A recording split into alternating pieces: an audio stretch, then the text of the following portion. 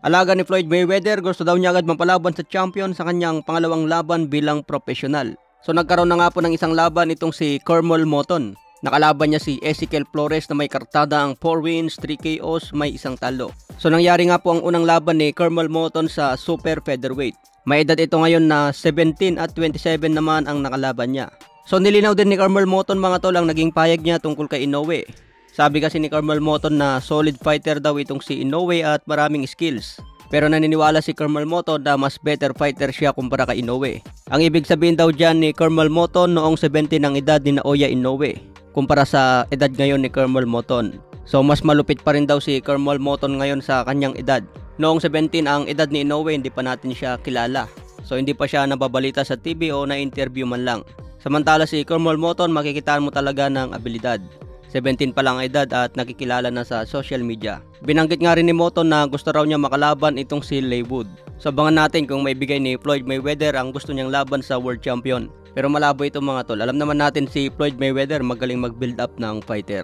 Hindi yan papayag na matatalo agad itong si Kermel Moton. Sa ibang banda naman, Cuadrolas Casimero nakahanda na po ngayong October 12 laban kay Oguni. Nagpapahinga muna ngayon si Casimero sa Japan para maganda ang kondisyon niya. Abangan natin yan mga tol dahil ito ang unang laban ni Casimero sa Japan.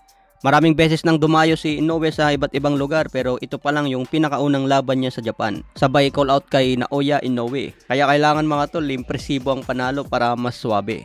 Sa ibang banda naman, Marlon Tapales hindi daw susuko at hindi magsusurrender laban kay Naoya Inoue.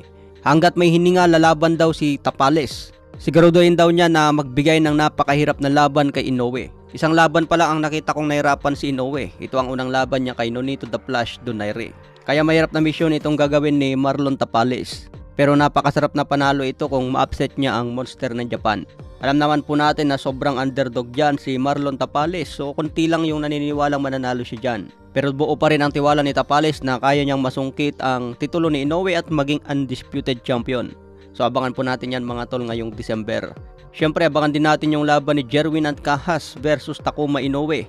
Ito ang pangalawang division ni Ancajas kung maagaw niya ang WBA belt. Sa ibang banda naman, Bob Arum nagsalita na. Gusto raw niya mapalaban si Teofimo Lopez kontra Ryan Garcia. Hinahabol nga po ni Bob Arum ang kasikatan ngayon ni Ryan. Tungkol naman sa bakbakan ni Gervonta Tank Davis versus Shakur Stevenson, hindi daw ito problema ayon kay Bob Arum. Pero ang tinatarget ngayon ni Arum mga tol itong si Teofimo Lopez at Ryan Garcia. Sa ibang banda naman, bakbakan po ni Joe Smith Jr. versus Zurdo Ramirez ngayong October 7 na po yan.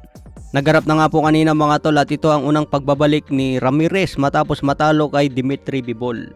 Sabi nga po ni Zurdo Ramirez, mas malakas ang pakiramdam niya ngayon sa cruiserweight division. Matatandaan na pinulbos lang ni Arthur Beterbiev itong si Joe Smith Jr. sa round 2.